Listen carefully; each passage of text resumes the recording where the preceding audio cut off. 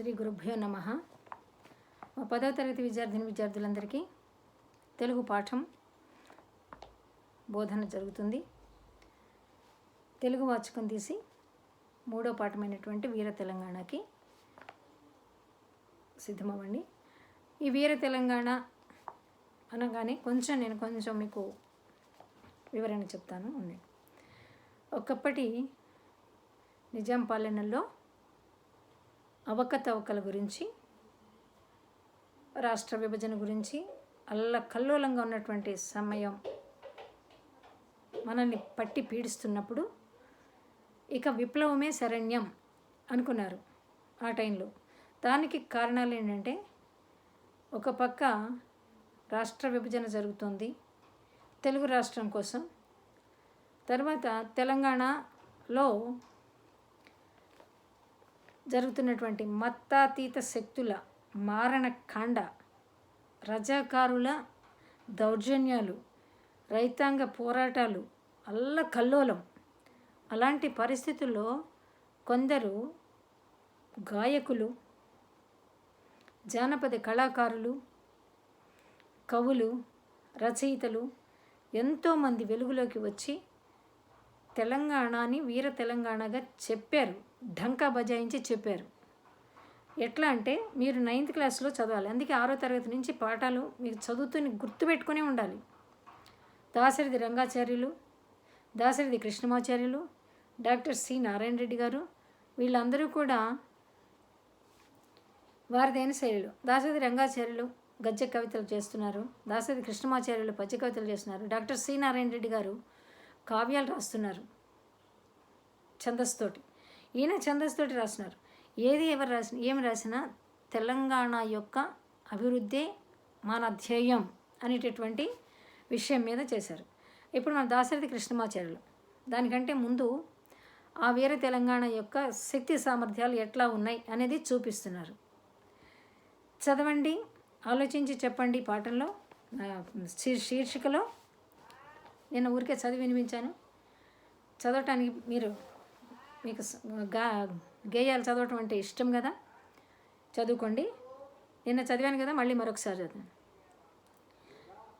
తెలుగు గుండెల బిగువు తెలిపింది తెలంగాణ, తెలుగు జోదుల తెగువ చూపించి తెలంగాణ దేశానికే ముందు నిలిచిందిరా, తెలంగాణ దేశానికే పేరు తెచ్చిందిరా. పరాన్న భుక్కులకు పక్కలో బల్లెమై దేశద్రోహులకింక తావు లేదని చాటి ఢంకా బజాయించెరా, తెలంగాణ దౌర్జన్యమెదిరించెరా, జయభేరి మ్రోగించెరా, తెలంగాణ జయము రైతులకందెరా. అసలు పాడుతుంటేనే రౌద్రం. ఏంటిది, ఇందులో ఏం తెలుస్తుంది? చదువుతుంటేనే మనకు అర్థమవుతుంది. తెగవు గుండెల బిగువు అంటే ఏంటంటే, తెలుగు గుండెల బిగువు తెగవు. మనకు తెలుగు వాళ్ళ యొక్క గుండెల బిగువు ఎంత గట్టి గుండె గల జోధులు, వీరుల యొక్క తెగువ, ధైర్యం చూపించడం, ఎన్నిటి చూపించడంలో తెలంగాణని ముందు నిలిచింది అని చెప్తున్నాడు. తెలుగు అంటే ఇక్కడ మనకి 2 రాష్ట్రాలు ఉన్నాయి, మళ్ళీ ఆంధ్ర తెలుగు, తెలంగాణ తెలుగు ముందు నిలిచింది. పరాన్న బుక్కులకు పక్కలో బల్లెమై. పరాన్న బుక్కులు అంటే ఇతరుల సంపాదనని తినేవాళ్ళు, పరాన్నాన్ని బుక్కులు ఇతరుల సంపాదనని భుజించేవాళ్ళు. వాళ్ళకి పక్కలో బల్లెమై, వాడి పక్కలో బల్లెం లాంటిదే. దేశద్రోహులకి ఇంకా తావు లేదని చెప్పి అంటే ఈ దేశ ద్రోహుల్లో ఉండటానికి లేదని చెప్పేసి ఏమొచ్చింది? రైతాంగ పోరాటం వచ్చింది. ఇక్కడ రైతాంగ పోరాటం వచ్చింది. మాదే ఆస్తి, మీది కాదు, నడవది మీ చరిత్ర అని చెప్తున్నాడు కొత్తపల్లి రంగారావు గారు. తెలంగాణ పోరాట పాటలు చెప్పాను కదా ఇందాక, జానపద గేయాల్లో రచయితలు. ఇందులో దీని కాన్సెప్ట్ ఏంటి? తెలంగాణలో రైతాంగ పోరాటం సక్సెస్ అయిందని చెప్పడం. జయము మనకు అందేరా, జయభేరి మోగించింది, జయం మనకు అందింది. ఈ గేయాన్ని రాసింది ఎవరంటే ఈజీగా వస్తుంది. ఇది 5 మార్కుల ప్రశ్న. ఈ గేయం దేని గురించి తెలియజేస్తుంది? రైతాంగ పోరాటాన్ని. ఈ గేయాన్ని ఎందుకు రాసి ఉంటాడు? సక్సెస్ అయినందుకు, విజయవంతమైనందుకు. ఇట్లా తెలంగాణ గురించి రాసిన కవులు, రచయితలు ఎందుకు రచనలు చేసి ఉంటారు?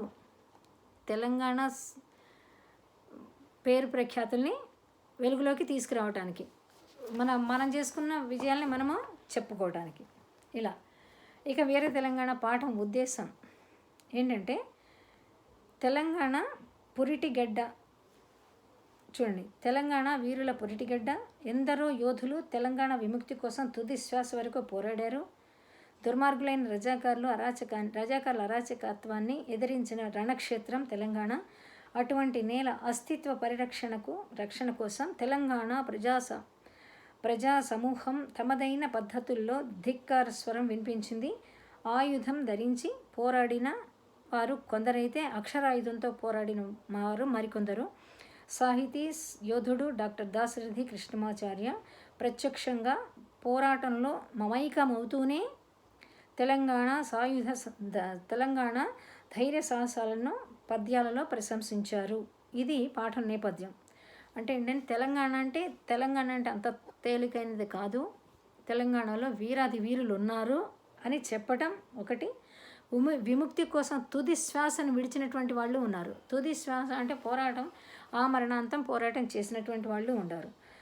ఇంతకీ ఎందుకు పోరాటం చేశారంటే, ఉదాహరణ చెప్పాను, రజాకారులు ఒక పక్క, రైతులకు అదే భూకామందులు, భూమి మీద పంటను తినడం, వాళ్ళ ఉర్దూనే చదవమనడం. రెండో పక్క రజాకారులు. ఎందుకు ఇంతకీ ఈ రజాకారులు ఎవరు?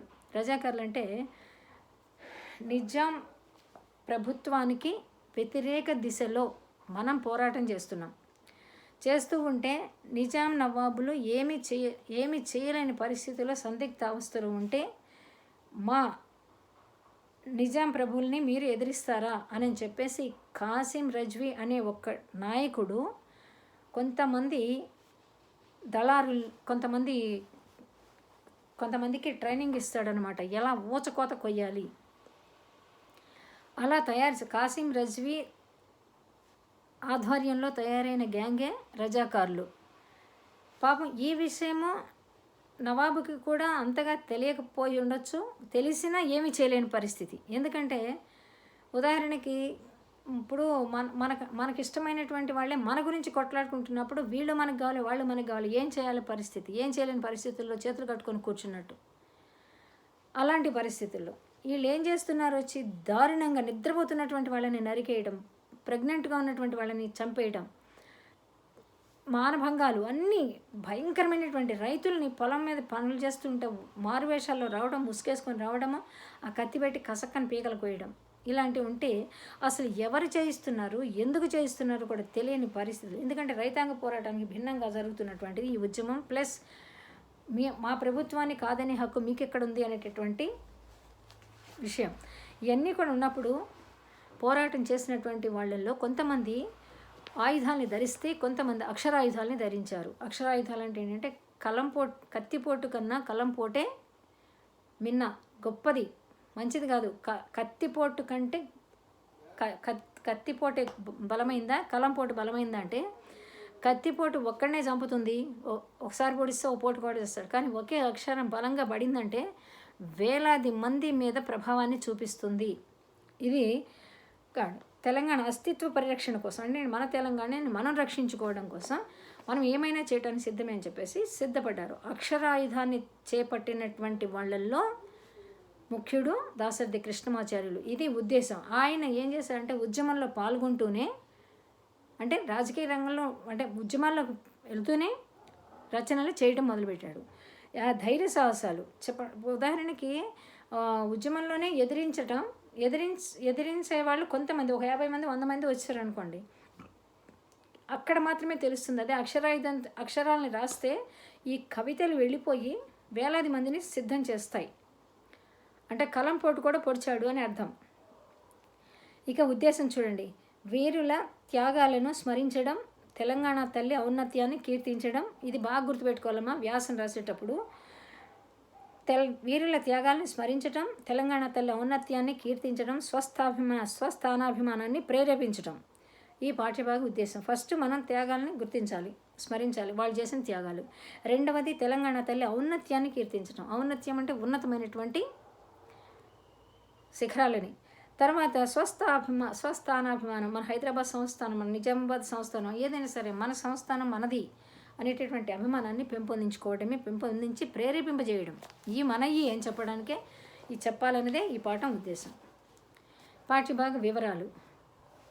ఈ పాఠం పద్య ప్రక్రియకు చెందినది. పద్య ప్రక్రియ, సాహితీ ప్రక్రియ ఇట్లా, అలాగే సాహిత్య ప్రక్రియ, ఇతిహాస ప్రక్రియ లాగా పద్య ప్రక్రియ. చారిత్రక అంశాలను వస్తువుగా తీసుకొని, పద్య ప్రక్రియ అంటే ఏంటి? సాహిత్య చారిత్రక అంశాలను వస్తువుగా తీసుకొని రాసిన పద్యాలు ఇవి.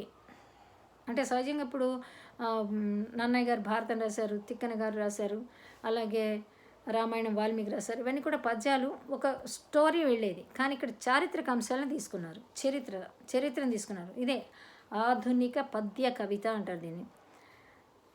వస్తువుగా తీసుకొని రాసిన పద్యాలు ఇవి. డాక్టర్ దాశరథి కృష్ణమాచార్యులు రచించిన దాశరథి సాహిత్యం 1వ సంపుటి రుద్రవీణలోనిది. మొదటి పద్యాలు ఇవి మీకు ఇచ్చినటువంటి మొదటి సంపుటిలోనిది. అంటే ఫస్ట్ పార్ట్. ఎంత బాగా రాశారు మనకి ఇచ్చారు దాశరథి. ఇంతకుముందు ఊహా చిత్రాలు ఉండేవి, ఇవి రియల్. ఆచార్యులు అంటే పూజ్యులు, బ్రాహ్మిన్స్. ఎంత చక్కగా రాజకీయ రంగంలో ప్రవేశించానంటే, ఏ ఇంట పుడితే ఏంటి, పుట్టిన ప్రతి బిడ్డ భరతమాత ముద్దుబిడ్డ, తెలంగాణ ముద్దుబిడ్డ. కత్తైనా కలమైనా ఏది పట్టినా వీరుడే. కవి పరిచయాన్ని చదువుకుందాం. నాతో పాటే చదవండి. డాక్టర్ దాశరథి కృష్ణమాచార్య వరంగల్ జిల్లా చినగూడూరులో జన్మించాడు.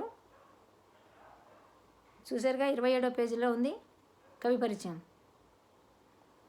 డాక్టర్ దాశరథి కృష్ణమాచార్య వరంగల్ జిల్లా చినగూడూరులో జన్మించారు. నాటి పాలకులపై ప్రజా వ్యతిరేక పోరాటాల్లో ఆచరణాత్మక వైఖరితో ప్రజలను చైతన్యవంతం చేసిన ఉద్యమ కవి. Excellent words. ప్రజా వ్యతిరేక పోరాటాల్లో అంటే నాటి పాలకులపై ప్రజా వ్యతిరేక పోరాటాలు, నిజాం నవాబుల పాలనలో వాళ్ళు చేస్తున్న పనులు సరి అయినవి కావు అని ఉద్దేశంతో ప్రజలు చేసిన తిరుగుబాటు పోరాటాల్లో ఆచరణాత్మక వైఖరితో, ఆచరణాత్మకం అంటే ప్రాక్టికల్గా ప్రజలను చైతన్యవంతం చేసిన ఉద్యమ కవి. జనాల మధ్యలోకి వెళ్ళాడు, జనాల కోసం ఉన్నాడు. ఉద్యమం అంటే ఇట్లా చెయ్యాలి అని చెప్పాడు. అలాంటి వాళ్ళు. అంతేకాదు, నెక్స్ట్ లైన్ చూడండి. నా గీతావళి ఎంత దూరము ప్రయాణం బావునో అందాక ఈ భూగోళంబున కగ్గి పెట్టేదని అన్నాడు. ఇక్కడ ఈయనని జైల్లో అరెస్ట్ చేసి జైల్లో పెడతాడు. జైల్లో పెడితే ఏదో బొగ్గు ముక్కలో తీసుకొని గోడల మీద రాస్తున్నాడు. మీరు నన్ను బంధించవచ్చు, నా గీతావళి అంటే నేను రాసిన పద్యాలు ఉన్నాయి చూడండి, అవి పబ్లిసిటీ అయినాయి కదా, అవన్నీ కూడా. నా గీతావళి ఎంత దూరము ప్రయాణం బావునో, నేను రాసిన పద్యాలు ఎంత దూరం ప్రయాణం చేయగలుగుతాయి, అంతదాకా ఈ భూగోళంబునకు అగ్గిపెట్టేదా. అంటే భూగోళానికి అగ్గి పెడతాను అంటే ఏంటంటే నిప్పుల గీసి అంటిస్తాను నీ ప్రభుత్వం గురించి. నిజాం పాలన ఇట్లా ఉంది అని చెప్పేసి వాళ్ళల్లో ఒక అగ్ని జ్వాలల్ని పుట్టిస్తాను అన్నాడు. నిజాంకు వ్యతిరేకంగా పద్యాలను జైలు గోడల మీద రాసిన ధీరుడు దాశరథి కృష్ణమాచార్య. ఆయన రచనలు అగ్నిధార, రుద్రవీణ, మహాంధ్రోదయం, పునర్నవం, కవిత పుష్పకం, తిమిరంతో సమరం, అమృతాభిషేకం, ఆలోచనలు అనాలోచనలు మొదలైన కవితా సంపుటాలను, నవమి నాటికలు, యాత్రా స్మృతి, స్వీయ చరిత్ర అంటే తన గురించి రాసుకుంది, స్వీయ స్మృతి ఆయన అనుభవాలు వంటి పలు గ్రంథాలను రచించి సినీ గేయ కవిగా ఆణ్ణి ముత్యాల వంటి పాటలు రాసి సినిమా పాటకు సాహిత్య గౌరవాన్ని తీసుకొచ్చిన మహాకవి దాశరథి.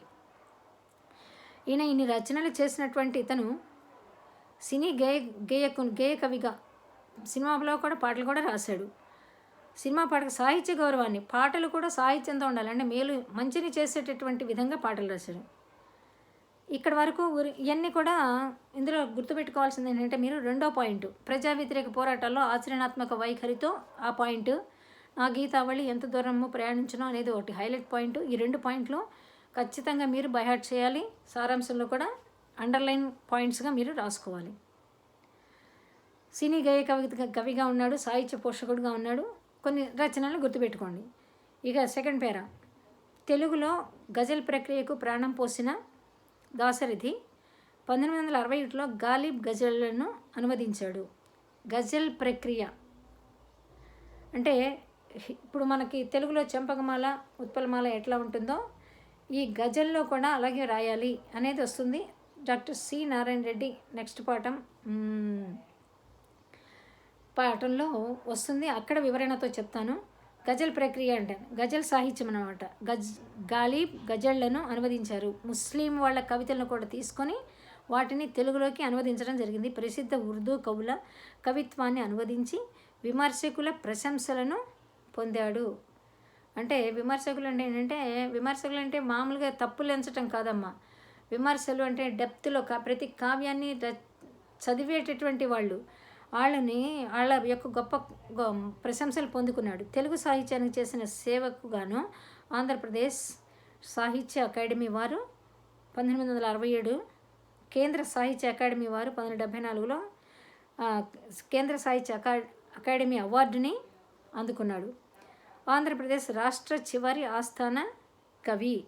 ఆస్థాన కవులు ఉండేవాళ్ళు రాజులు పూర్వకాలం అని చెప్పేసి అనుకున్నాం కదా. ఆంధ్రప్రదేశ్ రాష్ట్ర చివరి ఆస్థాన కవిగా ఉన్నటువంటి ఘనత, గొప్ప ఘనుని మనము చూసాం.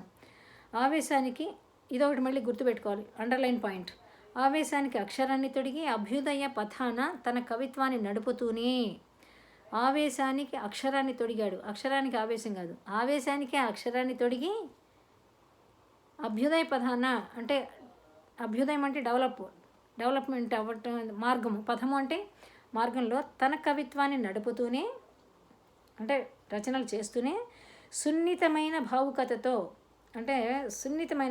అంటే ఎంత అక్కడ వీరుడిగా ఎలా కనిపిస్తాడో అలా కనిపించకుండా సున్నితమైన స్మూత్గా ఉన్నటువంటి ప్రాచీన పద్య శైలితోనూ, పద్యాలు ఈజీగా ఉండేటట్టు ప్రాచీన పద్య శైలి ఉత్పలమాల, చంపకమాలలో ఉండేటట్టుగా రాస్తూ ప్రజల హృదయాలను అంటే విప్లవ కవి ఉన్నట్టుగా, విప్లవం అంటే ఓ దమ్గా చేసినట్టుగా కాకుండా ఈజీగా ఉండేటట్టు, పద్యశైలి ఈజీగానే ఉంటుంది. అలా ప్రజల హృదయాలను ఆకట్టుకున్న సమన్వయ ప్రతిభాశీల ప్రజాకవి మన దాశరథి కృష్ణమాచార్యులు. ఆవేశానికి అక్షరాన్ని తొడిగి అక్కడి నుంచి ప్రజాకవి వరకు బైహార్ట్ చేయాలి. 3 పాయింట్లు ఇందులో చెప్పాను. 3 పాయింట్లు ప్లస్ రచనలు ప్లస్ అవార్డ్స్ గుర్తుపెట్టుకోండి. 5 వాక్యాలు ఎట్టి పరిస్థితుల్లోనూ తక్కువ కావటానికి వీల్లేదు. నెక్స్ట్ విద్యార్థులకు సూచన, అది మీరు పాఠం చదివారు. ఇక ఈరోజుకి ఈ పాఠం చాలు. హోంవర్క్ ఏంటంటే దాశరథి కృష్ణమాచార్యుల గురించి 6 పాయింట్లు కానీ 7 పాయింట్లు కానీ రాయండి. యాజ్ ఇట్ ఈజ్ కాదు, నేను చెప్పిన 3 పాయింట్లు. దాశరథి కృష్ణమాచార్యులు చిన్నగూడూరులో జన్మించారు. నాటి పాలకులపై ప్రజా వ్యతిరేక పోరాటాల్లో ఆ పాయింట్ రాయాలి. గీతావళి ఎంత దూరంబు ప్రయాణించినా అక్కడి వరకు, అదే జైలు గోడల మీద రాసిన ధీరుడు అక్కడి వరకు 1, 2, 3, 4 పాయింట్లు, 4 లైన్లు. తర్వాత రచనలు, తర్వాత అవార్డులు, తర్వాత ఆవేశానికి అక్షరాన్ని తొడిగి అనే వాక్యం. అంటే ఎట్లా ఉండాలంటే ఆణిముచ్చేలాగా ఉండాలి. 5 వాక్యాలు. దాశరథి కృష్ణమాచార్య ఉద్యమ కవి అని చెప్పేసి, ఈ శతాబ్దానికి చెందినవాడు అని చెప్పేసి మీదైన శైలిలో రాయండి అమ్మ. నెక్స్ట్ క్లాస్లో ప్రవేశిక నుంచి చెబుదాం. చదవండి ఖచ్చితంగా. ఉద్దేశం ఇవన్నీ కూడా మీకు ఈ పాయింట్లు చెప్పిన మాటలు, ఇందులో మాటలు మీకు అర్థవంతంగా మైండ్లో ఉండాలి. రేపటి నోట్స్ రాసేటప్పుడు మీరు జనరల్గా పాయింట్లు వచ్చేసేయాలి. శుభం. నెక్స్ట్ క్లాస్లో కలుసుకుందాం.